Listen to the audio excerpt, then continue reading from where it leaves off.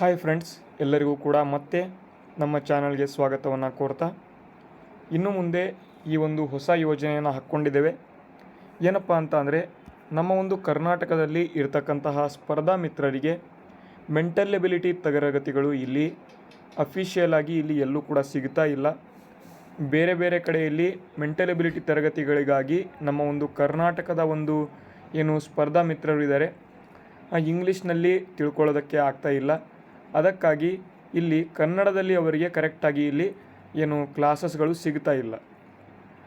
ಕನಿಷ್ಠ ಬೇರೆ ಬೇರೆ ಚಾನಲ್ಗಳು, ಅತಿ ಕಡಿಮೆ ಚಾನಲ್ಗಳು ಮಾತ್ರ ಈ ಒಂದು ಮೆಂಟಲ್ ಎಬಿಲಿಟಿ ಬಗ್ಗೆ ಕ್ಲಾಸಸ್ಗಳನ್ನು ನಡೆಸ್ಕೊಳ್ತಾ ಹೋಗ್ತವೆ.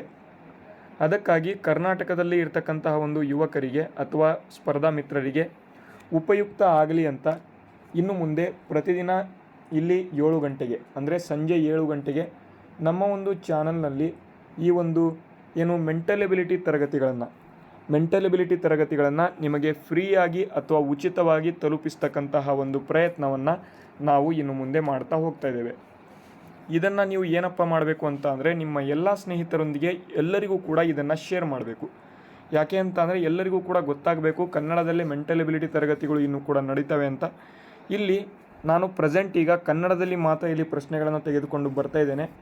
ಮುಂದೆ ಬರ್ತಕ್ಕಂತಹ ದಿನಗಳಲ್ಲಿ ನಿಮಗೆ ಇಂಗ್ಲೀಷ್ ಮತ್ತು ಕನ್ನಡ ಎರಡರಲ್ಲೂ ಕೂಡ ಇಲ್ಲಿ ನಿಮಗೆ ಪ್ರಶ್ನೆಗಳು ಸಿಗ್ತವೆ. ನೀವು ಡೈರೆಕ್ಟಾಗಿ ಅಲ್ಲಿ ಇರ್ತಕ್ಕಂತಹ ಪ್ರಶ್ನೆಗಳನ್ನು ಆನ್ಸರ್ನ ಮಾಡ್ಕೊಳ್ತಾ ಹೋಗ್ಬೋದು. ನಿಮಗೆ ಸಂಪೂರ್ಣವಾಗಿ ಈ ಒಂದು ಮೆಂಟಲ್ ಎಬಿಲಿಟಿ ತರಗತಿಗಳನ್ನು ನಮ್ಮ ಒಂದು ಚಾನಲ್ನಲ್ಲಿ ತಲುಪಿಸ್ತಕ್ಕಂತಹ ಒಂದು ಪ್ರಯತ್ನವನ್ನು ನಾವು ಮಾಡ್ತಾ ಹೋಗ್ತೇವೆ. ಓಕೆ, ಇವತ್ತಿನ ಒಂದು ಏನು ಟಾಪಿಕ್ ಯಾವುದಪ್ಪ, ಇವತ್ತಿನ ಪಾಠ ಯಾವುದಪ್ಪ ಅಂತ ಅಂದರೆ, ರೈಲಿನ ಮೇಲೆ ಕೇಳ್ತಕ್ಕಂತಹ ಒಂದು ಪ್ರಶ್ನೆಗಳು ತುಂಬ ಇಲ್ಲಿ ಬರ್ತಾ ಇದ್ದಾವೆ. ಬೇರೆ ಬೇರೆ ಪರೀಕ್ಷೆಗಳಲ್ಲಿ ಡೈರೆಕ್ಟಾಗಿ ನಿಮ್ಮ ಒಂದು ಕ್ವಶನ್ ಪೇಪರ್ಗಳಲ್ಲಿ ಬಂದುಬಿಡುತ್ತೆ ರೈಲಿನ ಮೇಲೆ ಬರ್ತಕ್ಕಂಥ ಒಂದು ಪ್ರಶ್ನೆಗಳು. ಅದಕ್ಕಾಗಿ ಈ ಒಂದು ಟಾಪಿಕ್ ಮೇಲೆ ಇವತ್ತಿನ ಒಂದು ವಿಡಿಯೋನ ಮಾಡಿದ್ದೇನೆ. ಎಲ್ಲರೂ ಕೂಡ ನಿಮ್ಮ ಸ್ನೇಹಿತರೊಂದಿಗೆ ವಿಡಿಯೋನ ಶೇರ್ ಮಾಡಬೇಕು. ಇಲ್ಲಿ ಮಾಡ್ತಕ್ಕಂತಹ ಒಂದು ಪರೀಕ್ಷೆ ಅಥವಾ ಈ ಒಂದು ಏನು ಕ್ವಶನ್ಸ್ಗಳು ಇರ್ತವೆ, ನಿಮಗೆ SSC GD ಆಗಿರ್ಬೋದು ಅಥವಾ ಬೇರೆ ಬೇರೆ ನಿಮ್ಮ ಒಂದು ಸ್ಟೇಟ್ನಲ್ಲಿ ಅಥವಾ ನಿಮ್ಮ ಒಂದು ಕರ್ನಾಟಕದಲ್ಲಿ ಕರೀತಕ್ಕಂತಹ ಬೇರೆ ಬೇರೆ ಪರೀಕ್ಷೆ ಆಗಿರ್ಬೋದು, PC ಆಗಿರ್ಬೋದು, PSC ಆಗಿರ್ಬೋದು, ಈ ರೀತಿಯಾಗಿ ಬೇರೆ ಬೇರೆ ಪರೀಕ್ಷೆಗೆ ಇಲ್ಲಿ ಉಪಯುಕ್ತ ಆಗೋ ರೀತಿಯಲ್ಲಿ ಮೆಂಟಲ್ ಎಬಿಲಿಟಿ ಪ್ರಶ್ನೆಗಳನ್ನು ಮಾಡ್ಕೊಳ್ತಾ ಹೋಗ್ತೇವೆ. ಓಕೆ, ಎಲ್ಲರಿಗೂ ಕೂಡ ಗೊತ್ತಾಗಿದೆ ಅಂತ ಅಂದ್ಕೊಂಡಿದ್ದೇನೆ. ಪ್ರತಿದಿನ ಇಲ್ಲಿ ಕೊಟ್ಟಿರ್ತೇನೆ ನೋಡಿ, ಪ್ರತಿದಿನ ಸಂಜೆ 7 ಗಂಟೆಗೆ ಈ ಒಂದು ಕ್ಲಾಸಸ್ಗಳು ನಮ್ಮ ಒಂದು ಚಾನಲ್ನಲ್ಲಿ ಬರ್ತಾ ಹೋಗ್ತದೆ. ಎಲ್ಲರೂ ಕೂಡ ಡೈರೆಕ್ಟಾಗಿ 7 ಗಂಟೆಗೆ ಬಂದುಬಿಡಿ. ಚಾನಲ್ ನೇಮ್ ಏನಪ್ಪ ಅಂತ ಅಂದರೆ exam in Kannada.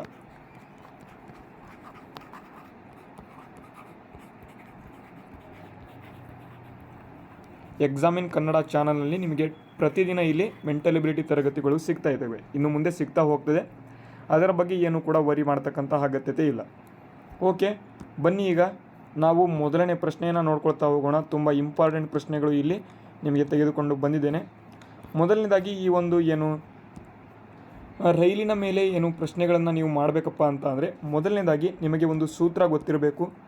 Speed is equal to distance divided by time. Time ನಿಮಗೆಲ್ಲರಿಗೂ ಕೂಡ ಗೊತ್ತಿದೆ, ಸಮಯ ಅಂತ. ಡಿಸ್ಟೆನ್ಸ್ ಏನು ಅಂತ ಎಲ್ಲರಿಗೂ ಕೂಡ ಗೊತ್ತಿದೆ, ದೂರ ಅಂತ. ಅದೇ ರೀತಿ ಸ್ಪೀಡ್ ಅಂತ ಅಂದರೆ ವೇಗ. ಇದನ್ನು ಈಗ ಇನ್ನೊಂದ್ಸಲಿ ಬರ್ಕೊಳ್ಳಿ. ವೇಗ ಈಸ್ ಈಕ್ವಲ್ ಟು ದೂರ ಡಿವೈಡೆಡ್ ಬೈ ಸಮಯ.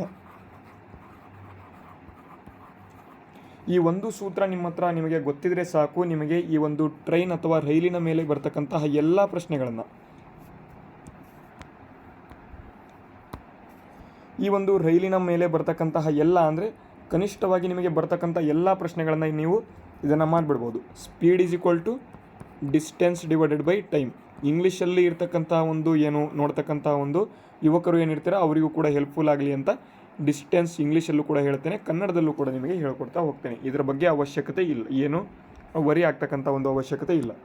ಓಕೆ, ಇದು speed is equal to distance divided by time. ಇದನ್ನು ಒಂದು ಕಡೆ ಬರ್ಕೊಳ್ಳಿ. ಪಕ್ಕ ಇಲ್ಲಿಂದ ಪ್ರಶ್ನೆಗಳು ಏನು ಈ ಒಂದು ಸೂತ್ರದ ಮೇಲೆ ರೈಲಿನ ಮೇಲೆ ಪ್ರಶ್ನೆಗಳು ಬರ್ತಾ ಹೋಗ್ತದೆ. ನೆಕ್ಸ್ಟು ಇನ್ನೊಂದು ಏನಪ್ಪ ಗೊತ್ತಿರಬೇಕು ಅಂತ ಅಂದರೆ, ಇಲ್ಲಿ ನಿಮಗೆ ಸ್ಪೀಡನ್ನು ಅಥವಾ ವೇಗವನ್ನು ನಿಮಗೆ km/h ಕೊಟ್ಟಿರ್ತಾರೆ. ವೇಗವನ್ನು km/h ಕೊಟ್ಟಿರ್ತಾರೆ ಅಂತ ಅಂದರೆ, ಇಲ್ಲಿ 56 ಕಿಲೋಮೀಟರ್ ಪರ್ ಹವರ್ ಅಂದರೆ 56 ಕಿಲೋಮೀಟರ್ ಪ್ರತಿ ಗಂಟೆಗೆ ಇಲ್ಲಿ ಹೋಗ್ತದೆ ಅಂತ ಇಲ್ಲಿ ಕೊಟ್ಟಿರ್ತಾರೆ. ಈ ಒಂದು 56 ಕಿಲೋಮೀಟರ್ ಪರ್ ಹವರ್ನ ನಿಮಗೆ ಇನ್ನೊಂದು ಗೊತ್ತಿರಬೇಕು, ಮೀಟರ್ ಪರ್ ಸೆಕೆಂಡ್, ಇಷ್ಟು ಮೀಟರ್ ಪರ್ ಒಂದು ಸೆಕೆಂಡ್ಗೆ ಇಷ್ಟು ಮೀಟರ್ ಪರ್ ಸೆಕೆಂಡ್ ಹೋಗ್ತಾನೆ, ಇದನ್ನು ಕನ್ವರ್ಟ್ ಮಾಡೋದು ಗೊತ್ತಿರಬೇಕು. ಇಲ್ಲಿ ಈಸಿಯಾಗಿ ನಿಮಗೆ ತಿಳಿಸ್ಕೊಡ್ತೇನೆ. 56 ಕಿಲೋಮೀಟರ್ ಪರ್ ಹವರ್ ಇದೆ ಅಂತ ಅಂದರೆ ಇದನ್ನು ಮೀಟರ್ ಪರ್ ಸೆಕೆಂಡ್ಗೆ ನೀವೇನಾದರೂ ಕನ್ವರ್ಟ್ ಮಾಡಬೇಕಪ್ಪ ಅಂತ ಅಂದರೆ ಅದನ್ನು ಮೀಟರ್ ಪರ್ ಸೆಕೆಂಡ್ಗೆ ನಾವು ಬರಿಬೇಕಪ್ಪ ಅಂತ ಅಂದರೆ 56 ಇಂಟು 5/18. ಇದನ್ನು ಗಟ್ಟೋಡೋದು ಬಿಡಿ, 5/18 ಮೀಟರ್ ಪರ್ ಸೆಕೆಂಡ್ಗೆ ಮಾಡಬೇಕಪ್ಪ ಅಂತ ಅಂದರೆ ಅದೇ ಏನಾದರೂ 18 ಮೀಟರ್ ಪರ್ ಸೆಕೆಂಡ್ ಇತ್ತಪ್ಪ, ಮೀಟರ್ ಪರ್ ಸೆಕೆಂಡ್ನಿಂದ ಕಿಲೋಮೀಟರ್ ಪರ್ ಹವರ್ಗೆ ಏನಾದರೂ ಕನ್ವರ್ಟ್ ಮಾಡಬೇಕಪ್ಪ ಅಂತಂದರೆ 18 ಇಂಟು 18/5. ಇದೇ ಸೇಮ್ ಇಲ್ಲಿ 18/5 ಮತ್ತು 5/18. ಇದೆಲ್ಲರಿಗೂ ಕೂಡ ಗೊತ್ತಾಗಿದೆ ಅಂತ ಅಂದ್ಕೊಂಡಿದ್ದೇನೆ. ಯಾರಿಗಾದ್ರೂ ಗೊತ್ತಾಗಿಲ್ಲ ಅಂತಾರೆ ನೀವು ಕಮೆಂಟ್ ಬಾಕ್ಸ್ ಮೂಲಕ ನೀವು ತಿಳಿಸಿ.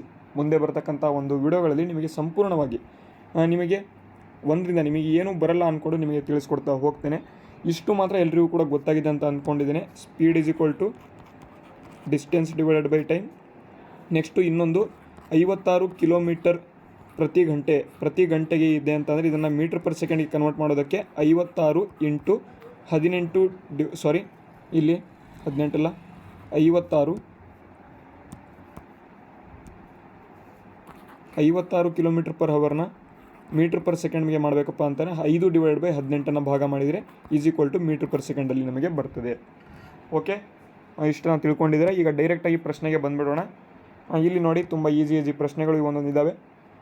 ಗಂಟೆಗೆ 60 ಕಿಲೋಮೀಟರ್ ವೇಗದಲ್ಲಿ ಚಲಿಸ್ತಕ್ಕಂತಹ ಒಂದು ರೈಲು, ಸ್ಪೀಡ್ ಕೊಟ್ಟಿದ್ದಾರೆ, ವೇಗ ಕೊಟ್ಟಿದ್ದಾರೆ, speed is equal to 60 kilometre ಅಂತ ಕೊಟ್ಟಿದ್ದಾರೆ.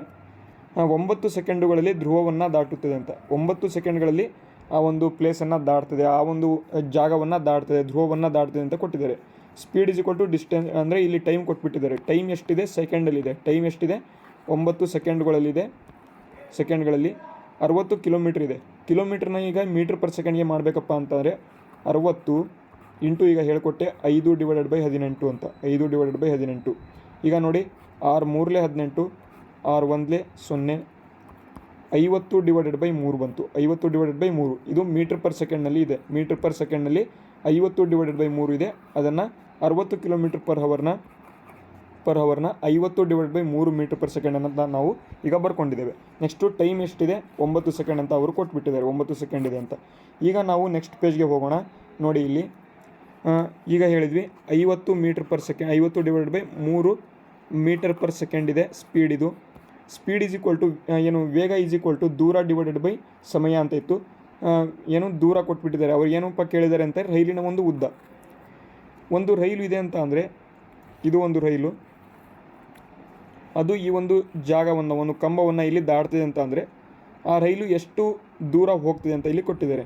ಈ ಒಂದು ರೈಲು ದಾಟಬೇಕಪ್ಪ ಅಂತಂದರೆ ಈ ಒಂದು ರೈಲು ಎಷ್ಟು ಉದ್ದ ಇದೆ ಅದೇ ಈ ಒಂದು ಇದರ ಒಂದು ದೂರ ದಾಟಬೇಕಾಗಿರ್ತದೆ. ಹಾಗಾಗಿ ರೈಲಿನ ಉದ್ದ ಎಷ್ಟು ಅಂತ ಕೇಳಿಬಿಟ್ಟಿದ್ದಾರೆ. ಇದನ್ನು ಎಷ್ಟು ದಾಟ್ತಿದೆ ಅಂತ ಕೊಟ್ಟಿದ್ದಾರೆ, ಟೈಮು ಕೂಡ ಕೊಟ್ಬಿಟ್ಟಿದ್ದಾರೆ. ಈಗ ನೋಡಿ, ಇದನ್ನು ರೈಲಿನ ಉದ್ದ ಅಂತಂದರೆ ಟ್ರೈನ್ ಅಂತ ನಾವು ಬರ್ಕೊಳ್ಳೋಣ. ಟ್ರೈನ್ ಅಥವಾ ರೈಲು ಅಂತ ಬರ್ಕೊಂಡ್ಬಿಡೋಣ. ಅದರ ಕೆಳಗೆ ಎಷ್ಟಿದೆ? 9 ಸೆಕೆಂಡ್ ಅಂತ ಕೊಟ್ಟಿದ್ದಾರೆ. Speed is equal to distance ಅಂತ ಅಂದರೆ ಏನು ರೈಲಿನ ಒಂದು ಉದ್ದ ಡಿವೈಡೆಡ್ ಬೈ ಟೈಮ್ ಎಷ್ಟಿದೆ? 9 ಸೆಕೆಂಡ್ ಇದೆ. ಈ ಒಂದು 9 ಏನಿದೆ ಇದು ಈ ಕಡೆ ಹೋಗ್ತಿದೆ ಅಂದರೆ 50/3 ಇಂಟು 9 ಈಸ್ ಈಕ್ವಲ್ ಟು ರೈಲಿನ ಒಂದು ಉದ್ದ ಅಂತ ಕೊಟ್ಬಿಟ್ಟಿದ್ದಾರೆ.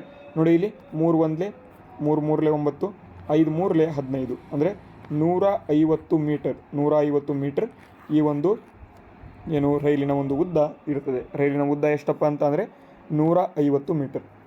ಎಲ್ಲರಿಗೂ ಕೂಡ ಅರ್ಥ ಆಗಿದೆ ಅಂತ ಅಂದ್ಕೊಂಡಿದ್ದೀನಿ. ಏನಾದರೂ ಅರ್ಥ ಆಗಲಿಲ್ಲ ಅಂತ ಅಂದರೆ ಕಮೆಂಟ್ ಬಾಕ್ಸ್ ಮೂಲಕ ನೀವು ತಿಳಿಸ್ಬೋದು. ಎಲ್ಲರಿಗೂ ಕೂಡ ಅರ್ಥ ಆಗ್ತದೆ. ಓಕೆ, ಮುಂದಿನ ಒಂದು ಪ್ರಶ್ನೆಗೆ ಹೋಗ್ಬಿಡೋಣ. ಓಕೆ, ಇಲ್ಲಿ ನೋಡಿ, ಎರಡನೇ ಪ್ರಶ್ನೆ. 125 ಮೀಟರ್ ಉದ್ದದ ಒಂದು ರೈಲು, 125 ಮೀಟರ್ ಉದ್ದದ ಒಂದು ರೈಲಿದೆ. ಇದರಲ್ಲಿ ಬರ್ಕೊಂಬಿಡೋಣ. 125 ಮೀಟರ್ ಉದ್ದದ ರೈಲು ಒಂದು ಮನುಷ್ಯನನ್ನು ಹಾದು ಹೋಗ್ತದೆ. ರೈಲು ಯಾವ ದಿಕ್ಕಿನಲ್ಲಿ ಸಾಗ್ತಾ ಇದೆಯೋ ಅದೇ ದಿಕ್ಕಿನಲ್ಲಿ ಗಂಟೆಗೆ 5 ಕಿಲೋಮೀಟರ್ ವೇಗದಲ್ಲಿ 10 ಸೆಕೆಂಡ್ಗಳಲ್ಲಿ ಚಲಿಸಿದೆ ಅಂತ ಇಲ್ಲಿ ಕೊಟ್ಟಿದ್ದಾರೆ. ಇಲ್ಲಿ ಒಬ್ಬ ಮನುಷ್ಯ ಇದ್ದಾನೆ. ರೈಲು ಇದರಿಂದ ಈ ಒಂದು ದಿಕ್ಕಿಗೆ ಹೋಗ್ತಾ ಇದೆ. ಇಲ್ಲಿ ಮನುಷ್ಯ ಕೂಡ 5 ಕಿಲೋಮೀಟರ್ ಪರ್ ಹವರ್ಗೆ ಈ ಕಡೆ ಹೋಗ್ತಾ ಇರ್ತಾನೆ.